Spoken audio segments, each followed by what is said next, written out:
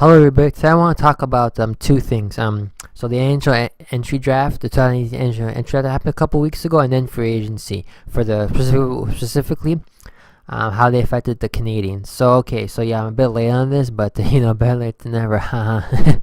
Okay, so we'll start with the draft. So yeah, going into the draft, right, the Canes had the third overall, and they didn't trade it.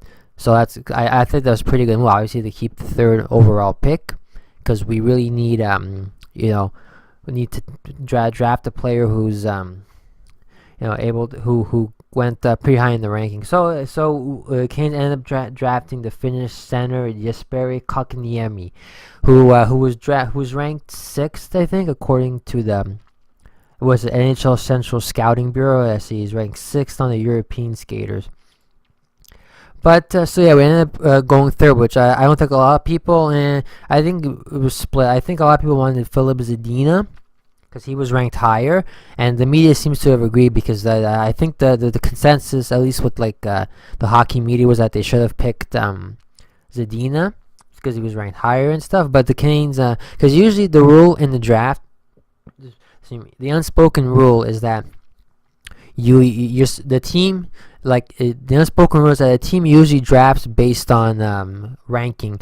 They don't draft based on what position they need, right? So if there's if they need a winger and a defenseman is higher, they'll draft a defenseman who's ranked higher. But the Canes this time went with a positional draft pick. So basically, they chose someone who is a potential number one center. So I think it's a good move because we need centers, and they're really hard to trade for because to trade current centers they ask for too much to the other teams. So it's best we just build through the draft, I think. And this guy he looks to be the real. Well, hopefully if he develops well, he has a really good potential of being a number one. I think at the development camp last week he impressed quite a few number of people. So yeah, and there's a surprising thing which I want to talk about the draft is that, well, I mean, there are a couple of things. The biggest one is that even though Zadina was ranked higher, right, he didn't even go fourth or fifth. No, the centers chose Brady Tkachuk, who was he was ranked second. Okay, second among North American skaters. So yeah, but it's kind of I don't know who they rank higher, North American skaters or European skaters, anyway, whatever. And then the Arizona Coyotes, who drafted Barrett Hayden, who's 10th in ranking amongst North American skaters. So it seems like a random pick. And then finally, Zadina went 6th overall to the Detroit Red Wings. So yeah, Kotkaniemi, I can't pronounce his name, Kotkaniemi went 3rd, and Zadina went 6th. So they sort of swap, positional positions. So I think it's going to be a good move. We'll see how he develops. Hopefully, and I'm really hoping that he develops to be a good number one. Because if he's a good number one, we're almost all set. Because the Canadians, excuse me, looking at the Wikipedia page, most of their players, are under. We have quite a few who are under 30. See, we have two guys. Let's see, 1, 2, 3, 4, 5. Well, okay. We have about 5 players who are over 30, and everybody else is under 30. So, and a lot of our wingers are young. So we might even have to do a full rebuild. Well, we have to rebuild, but maybe we just have to rebuild our centers, not so much our wingers, because we still have Gallagher, who's really good. He showed a lot of promise, obviously last year, he career high and stuff. In a pretty miserable season, he managed to do very good production. And yeah, so we have a lot of we got quite a few. Even Sherbak is young, he's right winger. Zilla Rose, whatever.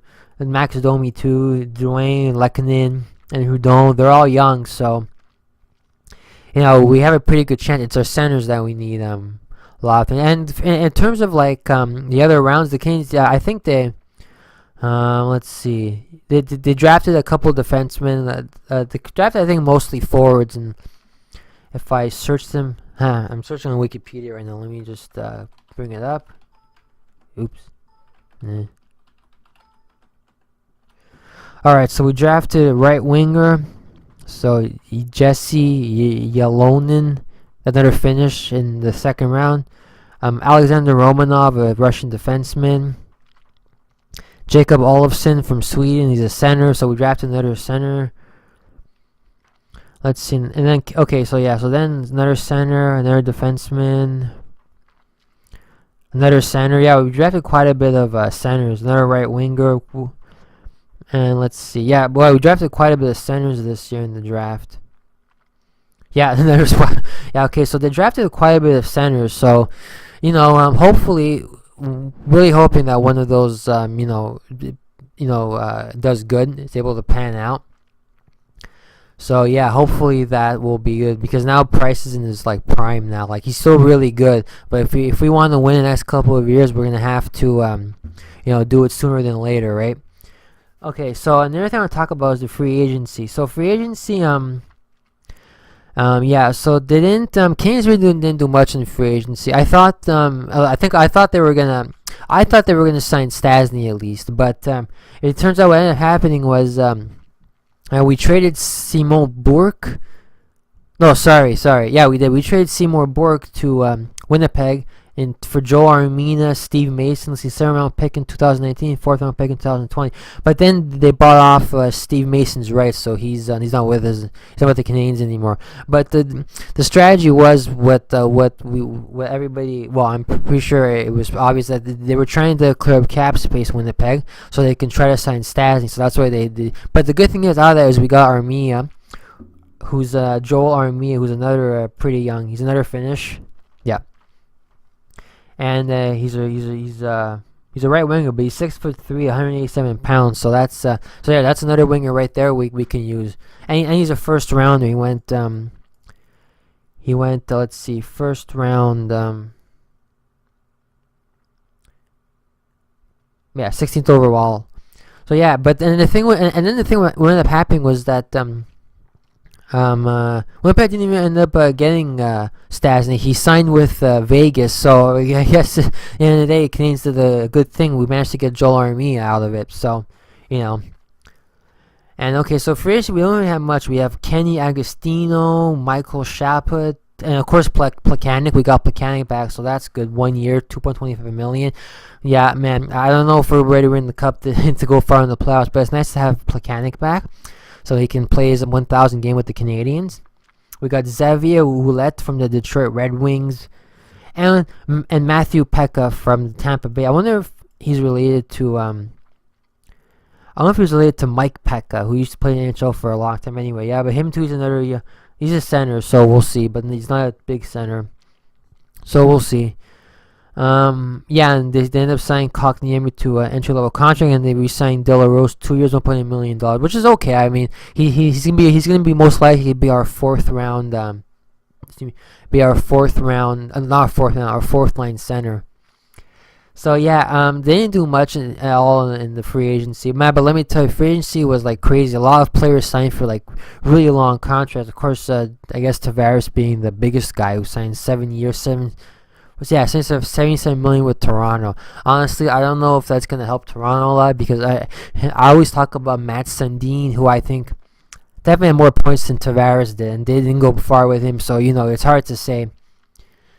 So anyway, about that. Yeah. So that was I think it was a decent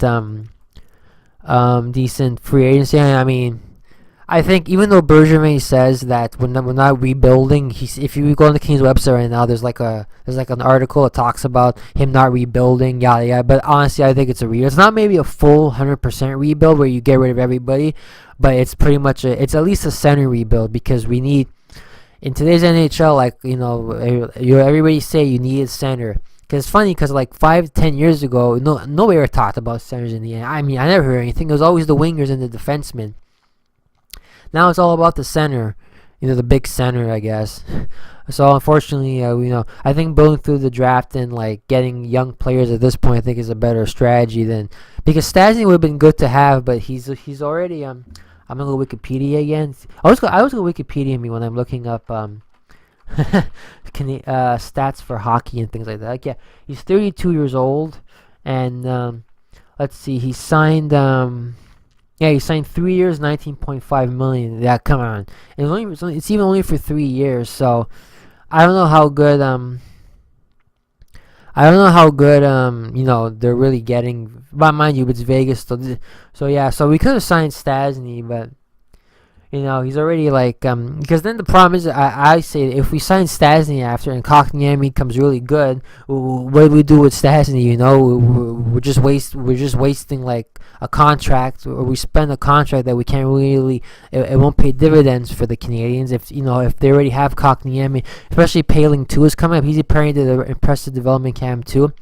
I don't think I'd like to say he's ready this year. I don't think he's going to be ready, but hey, you never know. Who would have thought Mete last year would have been ready for big time hockey, or the NHL, like after one season of juniors or a couple seasons of juniors.